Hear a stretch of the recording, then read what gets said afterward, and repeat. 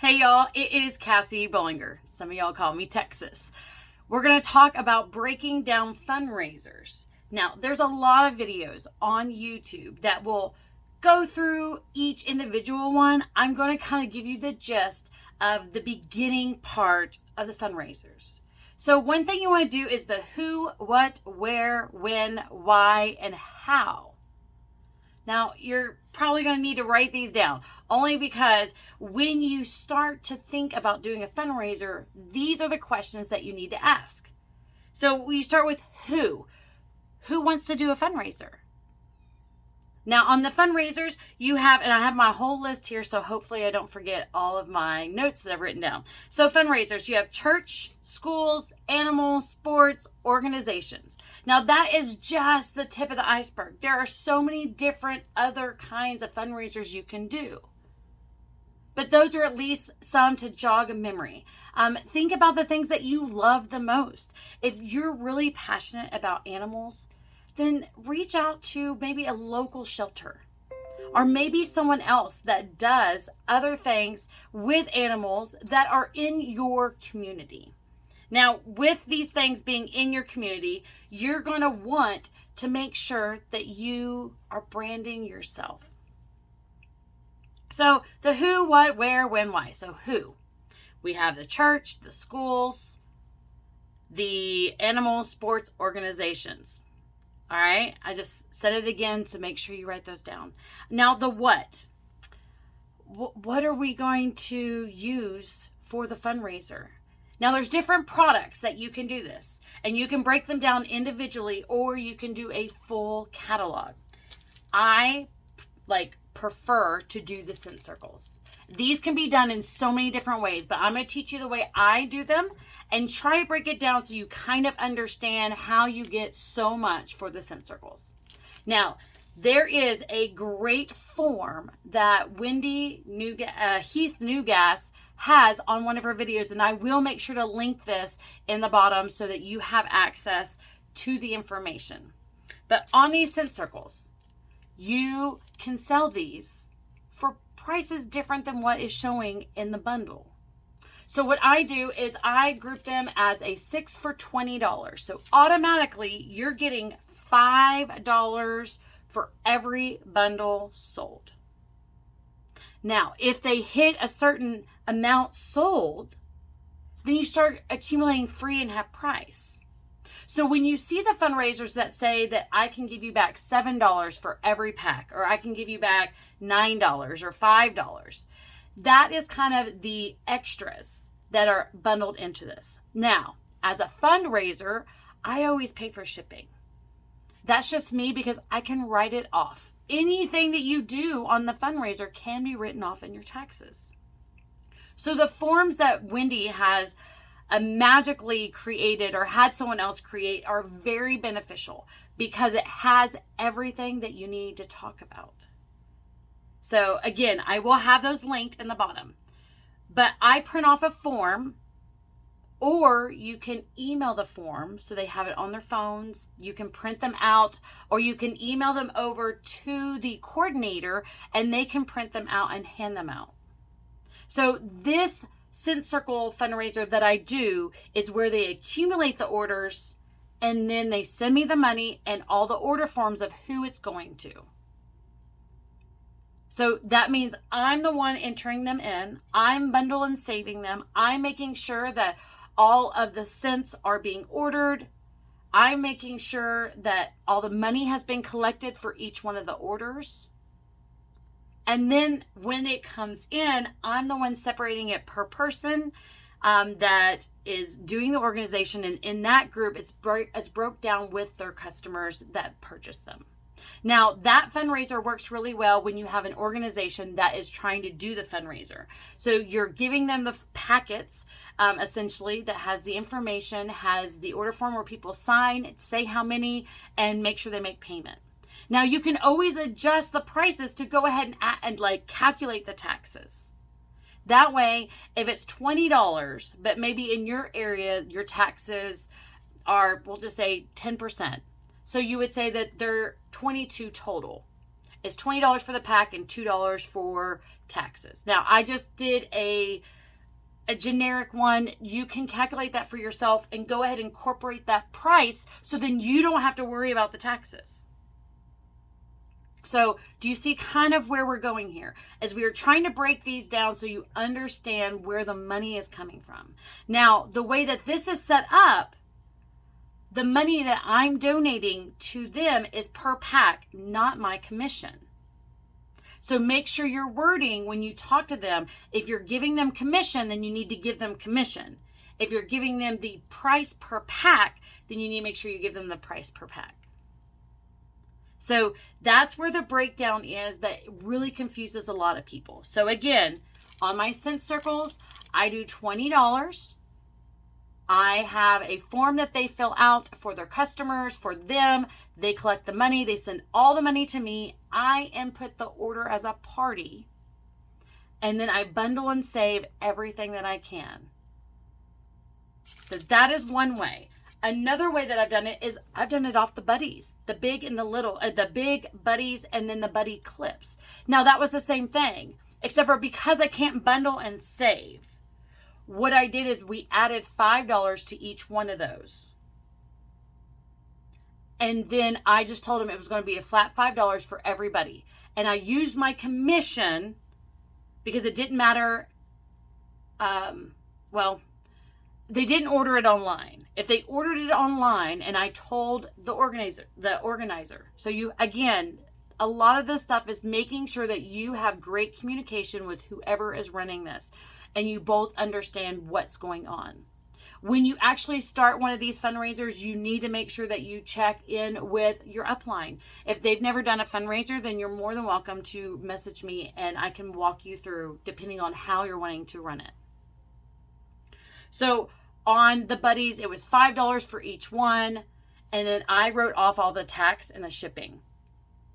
And then the money that was accumulated, the extra $5 per buddy is what I gave them back. So basically, I didn't use my commission, but I used my commission basically to pay for the party. Now, every scenario is going to be different. And every organization is going to want to do something different. Maybe they don't have people to walk around and take the form like a school fundraiser. Maybe they just want to be able to raise money. So that's where the commission part comes in. You can do a full-on catalog. You can set them up a party. Make sure that you are making marketing material for them. Canva is a really great one to be able to add the organization's name, who you are, images of what it is. So I did a cat rescue and I took pictures of the cats that they had there along with some other graphics through Canva, and they were like very colorful.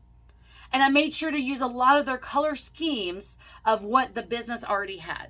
So they already have a brand established. And then I added my information, and then I asked them, why do you do what you do? So on that full catalog, I gave them 20%. Now, that percentage of that 20%, 10%, 25%, 5%, that is totally up to you and where you're at in your business. So I think I've kind of skipped ahead. So the who was the churches, schools, animal, sports, organizations. The what is what products. If you're doing the whole catalog, individual, where. Are they doing it online, or are they going to be collecting the orders and giving it to you? So that where was kind of like, how are you presenting it to the customers? So, or how is the organization presenting it to customers? Do they want to just have them go online because maybe they only have an online presence? Or are they going to hand it out to their customers, or they're having their employees or people that are part of the organization walk around and get the fundraising? So the next one is when. How long does the fundraiser need to go? Now, if you have the people going out with the forms and collecting orders and then sending them to you, technically you don't have to have too much of an end point. You just need to make sure it's in the same month. So that way, if you're trying to give them back commission, it doesn't come until the next month. And especially if the orders are coming online, because then you're going to separate over 2 months. So you want to make sure that it at least runs within the month. And then you have a deadline. It needs to be back by X date. But give yourself some extra time and cushion. Don't do it the last day of the month, because people forget. People get busy. Make sure that you give yourself like a week. So start it on the beginning, first week, and then have it in like the third week of the month. And then it gives you 7 days to get the money from the organization, the order forms, at least pictures back to you that you can see with the customer's information. And then you can input it in and have enough time to make sure all the money is right whenever you do it. The next one is why. Why are you doing fundraisers? So if fundraisers are something that you're wanting to start doing, the kind of where and the why kind of go hand in hand. So the where and the why. If you're doing it online and you're doing your commission, then that means you don't need commission. Does that make sense? So if you live off of your Scentsy paycheck, that is, the fundraisers for you should be more about connections, more about getting your name out there, getting new customers, getting more customers. For me, I have a pretty good customer base, and the commission, I need it, but I'm willing to give it up. And again, it's a write-off. For me, I need it for the taxes. So I write off the commission that I donate to whatever organization. And then it's how. So how are you going to communicate with the organization? Are you actually going to meet them face to face? So you need to print off all the material and have it ready. Is it something that you've talked to them on the phone and you're going to email it to them? And then again, it's like, how are you going to get them the marketing material, the images? Are we doing it online? Or again, are they going to have to print off the forms? So it's totally up to you. The last time I did a Scent Circle and the Buddy, the organization was not close in distance from me, and she wasn't going to be able to meet me. So what I did is I had all the marketing material uploaded into Staples, had them print it that was close to her house, and all she had to do was pick it up. There was a little bit of talk back and forth of like, hey, this is page 1, this is page 2, this is page 3. And I just had her staple everything together to go to each one of the people that she was having get the fundraising for. So we'll go over this really quick. And then if you have any questions, make sure that you reach out to me and let me know. So who? Churches, schools, animal rescues, or even one of the shelters, sports, your kids that are trying to earn for the cheerleading, football, baseball, basketball, soccer, maybe on the, and then of course organizations like Boy Scouts, Girl Scouts, any one of those that you are wanting to help get your name out there. That's the biggest thing, get your name out there. So what is which products? So decide before what you're comfortable with. Which products do you want? Do you want to have to worry about getting everything together? Do you want to worry about separating it? Do you want to worry about all of that? And for me, I want to worry about that. I want to make sure it's done right. So I make sure everything is brought to me. But if they're not local, then you have to decide how it's all going to be shipped. Your where is the online or in person. Your when is it needs to be all in the same month. So that way you can say and give yourself the leeway at the end, some cushion. And then why? Are you wanting to get more PRV? Are you wanting to just reach out to customers? Are you just wanting to help? Or you want to try and earn this incentive and so you need those PRV points? So any of those reasons are valid. It's okay to want more money. It's okay to want to get more customers. It's okay. It's also needs to be coming from a good place. Don't run the organization or don't run these fundraisers just for the money, because the person who's running the organization is going to be able to tell. And find something that you love. I was not a big cat person, but we recently got a cat and I realized how sweet she is. And so it did connect with me. I haven't always been a cat person, and I told her that. I've only recently gotten a cat. I don't even know what to do. And she told me a whole bunch of different tips. Just be authentic to you. Don't try and be Wendy Heath-Newgass. Don't try and be Cassie Bollinger. Don't try and be Jackie Duran. Be you.